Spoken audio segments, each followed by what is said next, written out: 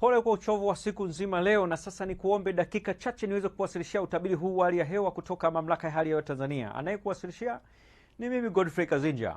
Kwa usiku wa leo ni matarajio yetu maeneo ya nyanda za juu kusini magharibi, kusini mwa mkoa wa Morogoro, mkoa wa Ruvuma pamoja na pwani ya kusini. Haya maeneo yanatarajiwa na hali ya mvua na ngurumo kwa maeneo machache.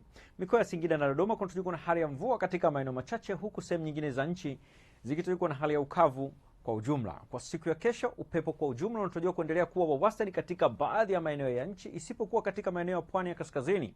Upepo unatarajiwa kuvuma kwa kasi ya kilomita 40 kwa saa, huku Mamlaka ya Hali ya Hewa Tanzania ikitoa angalizo la matarajio kuwa na vipindi fupi vya uwepo wa upepo mkali pamoja na mawimbi makubwa yanayofikia mita 2 katika maeneo hayo ya pwani ya kaskazini. Ni vyema mtumiaji wa bahari na ule unaopenda katika fukwe za bahari kuwa makini na angalizo hilo.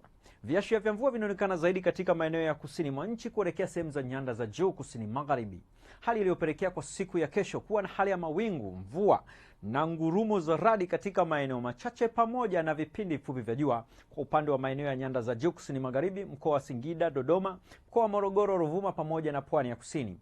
Kwa upande wa ukanda wa ziwa Victoria pamoja na magharibi mwa nchi kunatarajiwa na hali ya mawingu kiasi, mvua na ngurumo za radi kwa maeneo machache pamoja na vipindi vya jua. Nyanda za juu kaskazini mashariki, jiji la Dar es Salaam pamoja na mkoa wa Pwani kunatarajiwa na hali ya mvua katika maeneo machache pamoja na vipindi vya jua. Mkoa wa Tanga na visiwa vya Unguja na Pemba kunatarajiwa na hali ya mvua nyepesi japo ni katika maeneo machache pamoja na vipindi vya jua. Ni kutoka Mamlaka ya Hali ya Hewa Tanzania, hatuna la ziada. Asante na nikutakie wakati mwema.